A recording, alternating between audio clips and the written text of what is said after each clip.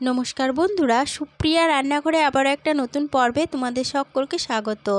आज के गाँटी कचु दिए एक दुर्दान्त स्वादेर रेसिपि आमि तुम्हादेर साथे शेयर करब।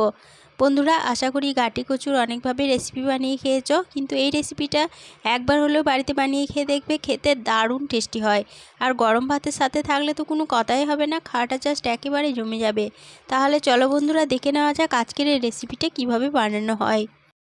गाँटी कचु दिए रेसिपिटा बानानोर जोन्नो एखाने नियेछि 400 ग्राम गाँटी कचु। गाँटी कचुर खोसागुलोके एबार छाड़िये नेब। गाँटी कचुर खोसा छाड़िये नेওয়ার जोन्नो एखाने आमि एकटा पिलार व्यवहार करेछि। पिलारेर साहाज्ये गाँटी कचुर खोसागुलो छाड़िये निচ্ছি। तबे तोमरा चाइले बटी अथवा चामचेर पिछन दिकेर साहाज्ये एई खोसागुलो छाड़िये निते पारो। একটা গাঁটি কচুর খোসা ছাড়িয়ে নেওয়া হয়ে গেল। আর এইভাবে বাকি সমস্ত গাঁটি কচুর খোসাগুলো ছাড়িয়ে নিয়ে দেখাচ্ছি। সমস্ত গাঁটি কচুর খোসাগুলো ছাড়িয়ে নিয়েছি। এবার এই কচুগুলোকে কেটে নেব। কেটে নেওয়ার জন্য কচুগুলো দুটো সাইড একটু করে কেটে বাদ দিয়ে কচুগুলোকে দুভাগ করে কেটে নিচ্ছি। সমস্ত কচুগুলো কেটে নেওয়া হয়ে গেছে। এবার এই কচুগুলো এখান থেকে তুলে নিয়ে জল দিয়ে খুব ভালোভাবে ধুয়ে পরিষ্কার করে নিয়েছি। এবার এই কচুর মধ্যে দিয়ে দিচ্ছি অল্প একটু লবণ। এরপরে দিয়ে দিচ্ছি অল্প একটু হলুদ গুঁড়ো। এরপর দিয়ে দিচ্ছি অল্প একটু কাশ্মীরি লঙ্কা গুঁড়ো। কাশ্মীরি লঙ্কা গুঁড়োটা একদমই অপশনাল, এটা শুধুমাত্র কালারের জন্য ব্যবহার করেছি। তবে তোমরা যদি না দিতে চাও তাহলে পরে কাশ্মীরি লঙ্কা গুঁড়োটা বাদ দিয়ে দেবে। এরপরে দিয়ে দিলাম 1 চা চামচ বেসন। এবার এই সমস্ত উপকরণ হাত দিয়ে খুব ভালোভাবে মেখে নেব। কচুর সাথে সমস্ত উপকরণ হাত দিয়ে খুব ভালোভাবে মেখে নেওয়া হয়ে গেছে। কচুটা এবার 5 মিনিটের জন্য রেস্টে রেখে দিচ্ছি। 5 মিনিট পর ফিরে এলাম। 5 মিনিট পর ফিরে এসে গ্যাসের ওভেনে একটা কড়াই বসিয়ে গ্যাসটা অন করে কড়াইয়ের মধ্যে দিয়ে দিলাম 2 চামচ সরষের তেল। এবার তেলটা ভালোভাবে গরম হয়ে যাওয়ার পরে তেলের মধ্যে সমস্ত কচুগুলো দিয়ে দিলাম। এবার গ্যাসের ফ্লেমটা মিডিয়ামে রেখে কচুগুলোকে একটু নেড়েচেড়ে ভেজে নিচ্ছি। কচুগুলোকে অল্প একটু নেড়েচেড়ে ভেজে নেওয়ার পরে কচুর মধ্যে একটা ঢাকা দিয়ে দিচ্ছি। ঢাকা দিয়ে কচুগুলো ভাজা হতে দেব। এতে 2 in 1 কাজ হবে, ভাজাটা ভালোভাবে হয়ে যাবে আর সিদ্ধর কাজটা অনেকটা এগিয়ে থাকবে। কচুগুলো ভাজা হতে থাক, সেই ফাঁকে একটা মশলা রেডি করে নেব। তার জন্য এখানে একটা মিক্সিং জার নিয়েছি। মিক্সিং জারের মধ্যে দিয়ে দিচ্ছি 4 টুকরো আদা আর দিয়ে দেব 2টো কাঁচা লঙ্কা। এখানে কাঁচা লঙ্কা ঝালটা তোমরা যেরকম ঝাল খাবে সেরকম অনুযায়ী কিন্তু কম বেশি করে নিতে পারো। খুব সামান্য একটু জল দিয়ে দিলাম। এরপর মিক্সিং জারের ঢাকনাটা বন্ধ করে আদা ও কাঁচা লঙ্কা বেটে নিলাম। এবার এই বেটে নেওয়া মিশ্রণ একটা সাইডে সরিয়ে রাখছি। এদিকে 4 মিনিট ঢাকা দিয়ে কচুগুলো ভাজা হতে দিয়েছিলাম। 4 মিনিট পর ফিরে এসে ঢাকাটা খুলে নিলাম। আর এই 4 মিনিট ঢাকা দিয়ে ভাজা হওয়ার ফাঁকে কচুগুলো দুবার ঢাকা খুলে নেড়েচেড়ে দিয়েছিলাম। অবশ্যই কচুগুলো দুবার ঢাকা খুলে নেড়েচেড়ে দেবে, নাহলে কিন্তু কচুগুলো পুড়ে যাবে। কচুগুলো দেখো ভাজতে ভাজতেই অনেকটা সিদ্ধ হয়ে গেছে, তোমাদেরকে দেখাচ্ছি দেখো। এরপরে এই কচুগুলো কড়াই থেকে নামিয়ে নিচ্ছি। সমস্ত কচুগুলো কড়াই থেকে নামিয়ে নেওয়ার পরে ওই কড়াইয়ের মধ্যেই দিয়ে দেব আবারও 4 চা চামচ সরষের তেল।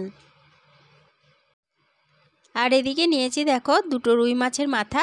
রুই মাছের মাথা দুটো জল দিয়ে খুব ভালোভাবে ধুয়ে নিয়ে লবণ হলুদ আমি 10 মিনিট আগে মাখিয়ে রেখেছিলাম। এবার এই তেলটা খুব ভালোভাবে গরম হয়ে যাওয়ার পরে তেলের মধ্যে রুই মাছের মাথা দুটো ভেজে নেব। এখানে আমি রুই মাছের মাথা দিয়ে রেসিপিটা বানাচ্ছি, তবে তোমরা চাইলে কাতলা মাছের মাথা দিয়েও রেসিপিটা বানিয়ে নিতে পারো। মাছের এক পিঠ ভাজা হয়ে যাওয়ার পরে অপর পিঠটা উল্টে দিচ্ছি। আর এইভাবেই উল্টে পাল্টে মাছগুলোকে ভালোভাবে ভেজে নেব। মাছ দুটোকে উল্টে পাল্টে ভালোভাবে ভেজে নিয়েছি। মাছ দুটো বেশ লাল লাল করে ভাজা হয়ে গেছে। এবার এই মাছ দুটো তেল থেকে তুলে নিচ্ছি। মাছ দুটো তেল থেকে তুলে নেওয়ার পরে ওই তেলেই ফোড়নের জন্য দিয়ে দিচ্ছি 1/2 চা চামচ 5 ফোড়ন। দিয়ে দিচ্ছি একটা গোটা শুকনো লঙ্কা আর একটা তেজপাতাকে ছিঁড়ে দিয়ে দিলাম। এবার এই ফোড়নগুলো ভালোভাবে ভেজে নিচ্ছি। ফোড়নগুলো ভালোভাবে ভেজে নেওয়ার পর ফোড়ন থেকে যখন একটা সুন্দর গন্ধ বেরোতে শুরু করেছে, তখন তেলের মধ্যে দিয়ে দিলাম একটা বড় সাইজের পেঁয়াজ কুচি। পেঁয়াজটাকে আমি লম্বা করে কুচি করে রেখেছিলাম। এবার এই পেঁয়াজ কুচিগুলোকে তেলের মধ্যে একটু নেড়েচেড়ে ভেজে নিচ্ছি। মিডিয়াম ফ্লেমে পেঁয়াজ কুচিটাকে একটু নেড়েচেড়ে ভেজে নিলাম। আর দেখো এইভাবেই ভেজে নিতে হবে, খুব লালচে করে পেঁয়াজ কুচিগুলো ভাজার দরকার নেই। এরপরে এর মধ্যে দিয়ে দিলাম একটা মিডিয়াম সাইজের টমেটো কুচি আর যে আদা ও কাঁচা লঙ্কা বেটে রেখেছিলাম সেটা দিয়ে দিলাম। এরপরে খুব সামান্য একটু লবণ দিয়ে দিলাম। এবার গ্যাসের ফ্লেমটা মিডিয়ামে রেখে এইগুলোকে বেশ কিছুক্ষণ সময় ধরে নেড়েচেড়ে কষিয়ে নিচ্ছি। মিডিয়াম ফ্লেমে আদা ও কাঁচা লঙ্কাটা 2 মিনিট মতো নেড়ে কষিয়ে নিলাম। এরপর আদা থেকে যখন কাঁচা গন্ধটা চলে গেছে তখন গ্যাসের ফ্লেমটা একদম লোতে করে দিয়ে মশলার মধ্যে দিয়ে দিলাম খুব সামান্য একটু জল।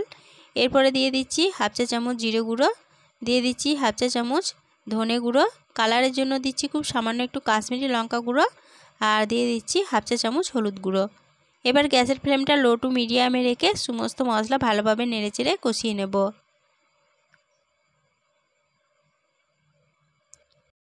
লো টু মিডিয়াম ফ্লেমে সমস্ত মশলা মিনিট 5 সময় ধরে নেড়েচেড়ে কষিয়ে নিলাম। মশলা থেকে সম্পূর্ণ তেল ছেড়ে দিয়েছে আর মশলাটা খুব ভালোভাবে কষানো হয়ে গেছে। এবার এই মশলার মধ্যে দিয়ে দেব ভেজে তুলে রাখা মাছের মাথা দুটো। এরপরে মাছের মাথা দুটোকে খুন্তির সাহায্যে এভাবে একটু ভেঙে নিচ্ছি। বন্ধুরা, আশা করি তোমরা অনেকভাবেই গাটি কচুর রেসিপি বানিয়ে খেয়েছো, কিন্তু সত্যিই বলছি এই রেসিপিটা একবার হলেও বাড়িতে বানিয়ে খেয়ে দেখবে, খেতে দারুণ টেস্টি হয়। মাছের মাথা দুটোকে একটু ভেঙে নিলাম। এরপরে মশলার সাথে মাথা দুটোকে একটু নেড়েচেড়ে কষিয়ে নিচ্ছি। মশলার সাথে মাছের মাথা দুটোকে আবারও 1 মিনিট মতো নেড়ে কষিয়ে নেওয়ার পরে ভেজে তুলে রাখা কচুগুলো দিয়ে দিলাম। এরপরে মশলার সাথে কচুগুলোকে একটু নেড়েচেড়ে কষিয়ে নেব। মশলার সাথে কচুগুলোকে আবারও 1 মিনিট মতো নেড়ে কষিয়ে নিলাম। এরপরে দিয়ে দিচ্ছি পরিমাণ মতো জল। এরপরে দিয়ে দেব স্বাদ অনুযায়ী লবণ, আর স্বাদের ব্যালেন্সের জন্য দিয়ে দেব হাফ চা চামচ চিনি। এবার এই সমস্ত উপকরণ জলের সাথে খুব ভালোভাবে নেড়েচেড়ে মিশিয়ে নিচ্ছি। জলের সাথে সমস্ত উপকরণ ভালোভাবে নেড়ে মিশিয়ে নেওয়া হয়ে গেছে। এবার তরকারির মধ্যে একটা ঢাকা দিয়ে দিচ্ছি। ঢাকা দিয়ে মিডিয়াম ফ্লেমে তরকারিটা বেশ কিছুক্ষণ সময় ধরে রান্না করে নেব। ঢাকা দিয়ে তরকারিটা মিডিয়াম ফ্লেমে 7 মিনিট রান্না হতে দিয়েছিলাম। 7 মিনিট পর ফিরে এসে ঢাকাটা খুলে নিয়ে তরকারিটা নেড়েচেড়ে নিয়ে এখানে কচুগুলো ভালো মতো সিদ্ধ হয়েছে কিনা একটু চেক করে নিচ্ছি। কচুগুলো ভালোভাবে সিদ্ধ হয়ে গেছে। এবার এই তরকারির মধ্যে দিয়ে দেব খুব সামান্য একটু গরম মশলার গুঁড়ো। গরম মশলার গুঁড়োটা কচুর তরকারির সাথে খুব ভালোভাবে নেড়েচেড়ে মিশিয়ে নিচ্ছি। এরপরে গ্যাসের ফ্লেমটা বন্ধ করে দিয়ে তরকারিটা ঢাকা দিয়ে আরও 5 মিনিটের জন্য স্ট্যান্ডিং টাইমে রেখে দিয়েছিলাম। 5 মিনিট পর ফিরে এসে ঢাকাটা খুলে নিলাম। কচুর তরকারি পরিবেশনের জন্য একদম রেডি হয়ে গেছে। আজকের রেসিপিটা প্রথম থেকে শেষ অবধি দেখার জন্য তোমাদেরকে অসংখ্য ধন্যবাদ। আজকের রেসিপিটা ভালো লেগে থাকলে প্লিজ লাইক, কমেন্ট ও সকলের সাথে শেয়ার করে দিতে ভুলো না। নতুন বন্ধু হয়ে থাকলে চ্যানেলটা সাবস্ক্রাইব করে পাশে থেকো। আজকের রেসিপি এই পর্যন্তই ছিল। ফিরে আসবো আবার নতুন কোনো রেসিপি নিয়ে।